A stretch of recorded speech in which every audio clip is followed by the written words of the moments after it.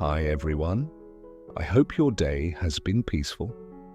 Tonight's story begins with a single phone call, one that turns Sam's quiet evening into a night she never expected.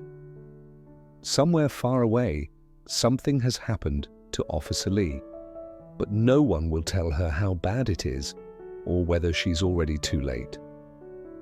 In the cold light of a hospital corridor, Sam must face the one question that echoes louder than any answer. Is the person she loves still fighting to come back to her, or slipping further away? If this unfolding journey moves you, don't forget to like, subscribe, and turn on the bell, so you won't miss the next chapter of Sam and Lee. The night on the hillside had settled into one of those strange kinds of quiet. Not peaceful, not threatening, just waiting.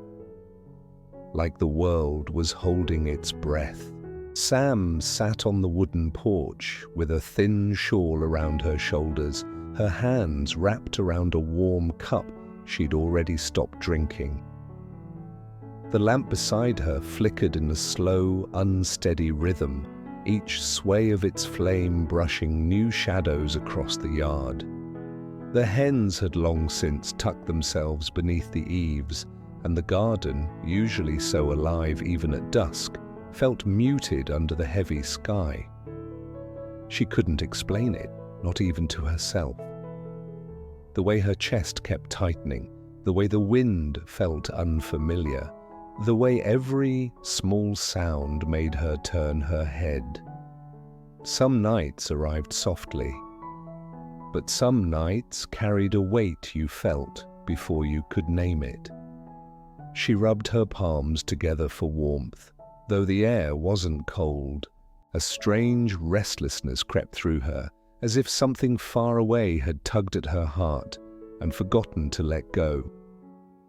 Inside the house, the radio murmured through patches of static, half-stories, unfinished sentences, things too fragmented to provide comfort.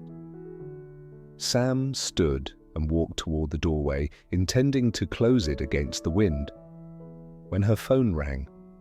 The sound wasn't loud, but it cut right through her. She froze for half a breath before picking it up. Hello? There was wind on the other end, a rough, uneven wind, and behind it, breathing, fast, heavy, then a voice. Sam! It was Duke. She gripped the phone tighter. What's wrong? Duke, what? It's Lee. Just those two words, nothing more. The ground beneath her feet seemed to shift. She didn't sit down, didn't gasp, didn't scream. Her body simply stilled, the way a person braces before a wave hits. What happened? She whispered. Silence. Then Duke exhaled, long and shaken. You need to come, now. A pause thickened between them, full of things he wasn't saying. Is he... Sam! Duke cut in, voice firm but trembling at the edges. Just come. The call ended. Sam lowered the phone slowly, as if afraid any sudden movement might shatter something fragile inside her.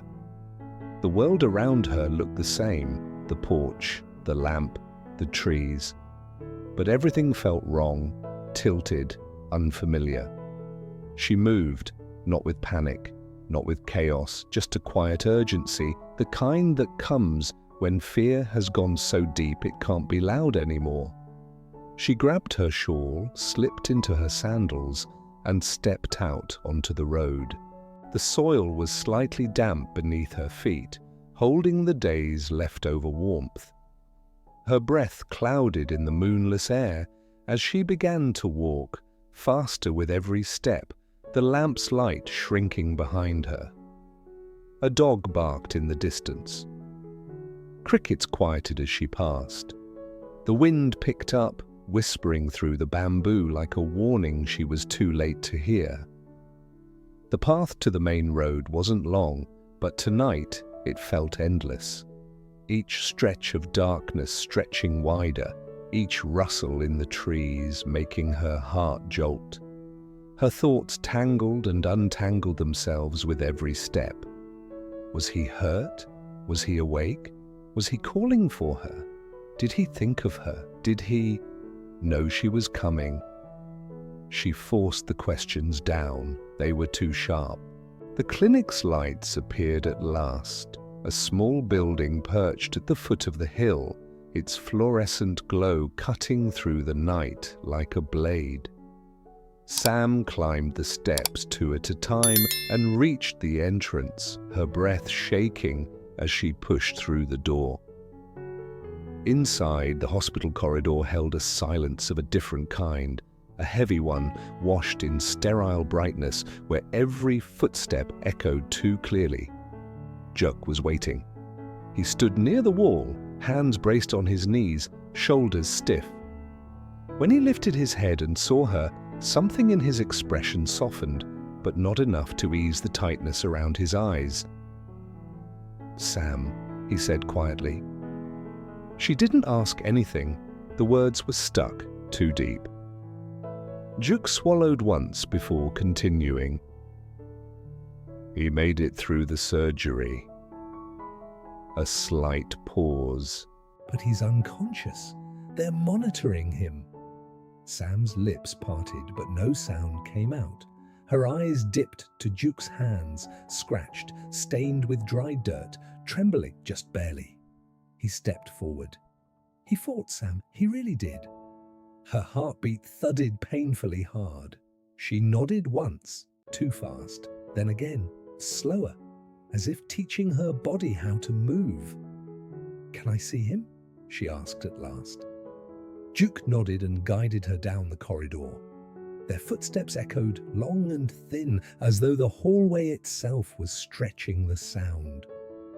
Nurses passed them in soft shoes, their faces drawn with the fatigue of night duty. A machine beeped somewhere behind closed doors. At the end of the hall, Tieuca pushed open a door. Sam stepped inside. The room was dim, lit only by a small lamp above the bed.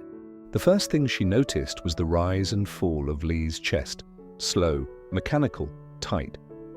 Then the bandages wrapped around his torso, the IV line taped to his arm, the faint bruising along his cheekbone. He looked like himself, and nothing like himself. Both truths hit her at once. Sam moved closer. Her hand hovered for a moment, afraid to touch him, afraid he might break beneath her fingers, or worse, that he might not react at all. Then she placed her hand over his. Warm. Still. Too still. Her throat tightened painfully. She lowered her head, letting her forehead rest near his arm, breathing in the faint scent of hospital antiseptic, mixed with the lingering trace of dust and cold air clinging to his clothes. There were 1,000 things she wanted to say, but nothing reached her lips. Outside the window, a single branch tapped against the glass, carried by a restless wind that had followed her all the way from the hill. And in that small room, under the quiet hum of medical machines, Sam realized this night was far from over. The hospital room softened into a hush as night deepened outside, the kind of hush that seemed to press itself into the corners of the walls and settle on every movement. Sam sat close beside Lee, her hands folded around his, gently, as though afraid too much warmth might wake him, or too little might let him slip further away. Lee's breathing came steady but faint under the machine's rhythm. A sound she clung to, a sound she feared losing. Time in the room moved strangely. Slow enough to ache, fast enough she barely noticed the hours passing. Sometimes her thumb brushed the back of Lee's hand. Sometimes she placed her other hand lightly over his chest, as if to reassure herself that his body was still working beneath all the wires and bandages. She didn't cry, not loudly, not visibly, just that deep, quiet trembling that lived behind her ribs, refusing to leave. A soft knock tapped the door. Sam looked up. Shan stepped inside, her expression tired but steady. Older sister strength, the kind that never had to be announced. She carried a small thermos and a folded scarf over her arm. When she saw her brother lying there, her shoulders loosened in a way that spoke more truth than any words could. "Sam," she whispered. Sam stood, and Owen wrapped an arm around her. Not tight, just enough to say she's here, and she isn't going anywhere. "Sit," Owen said gently. "I'll take a look." She moved to Lee's side, brushing his hair with careful fingers, the way only a sister could. Her palm lingered on his forehead before she adjusted the blanket around his waist, then tugged the corner to smooth it out. "He used to get fevers easily when we were kids," she murmured, half to herself. "He'd pretend he wasn't sick so I wouldn't worry. But he was always terrible at hiding it." Sam managed a small breath. Not quite a smile, but close. "I brought tea," Owen said, placing the thermos on the table. "Drink at least a little. You'll collapse before he wakes if you don't." Sam nodded and wrapped both hands around the warm cup, taking a slow sip. The heat steadied her for a moment. For a while, the room returned to silence. The soft hum of machines, the faint tapping of rain on the window, and the quiet presence of two women holding their own kinds of fear. Then, without warning, Lee's fingers twitched. Sam froze. Her breath caught in midair. "Lee," she whispered. His eyelids fluttered, just barely. A soft sound escaped him, more breath than voice. Owen leaned in, eyes wide, her hand hovering over his shoulder. Lee's eyes opened, unfocused, glazed with exhaustion, but undeniably his. His gaze drifted until it found Sam. That was all it took. Just the brief recognition, just a flicker of him coming back to the world. "Lee, I'm here," Sam whispered, her voice breaking on the second word. His hand tightened weakly around hers, a fragile grip, trembling with effort. Then the moment passed. His eyes closed again, his body sinking back into rest. Sam held his hand against her cheek, letting the warmth settle into her skin like a promise not yet spoken. Owen placed a hand on Sam's shoulder. "He felt you," she said softly. "He knows you're here." The hours that followed drifted quietly. Sometimes Owen walked around the room making small adjustments, lifting the curtain slightly, adjusting the light, rearranging the blanket. Sometimes Sam simply watched Lee breathe.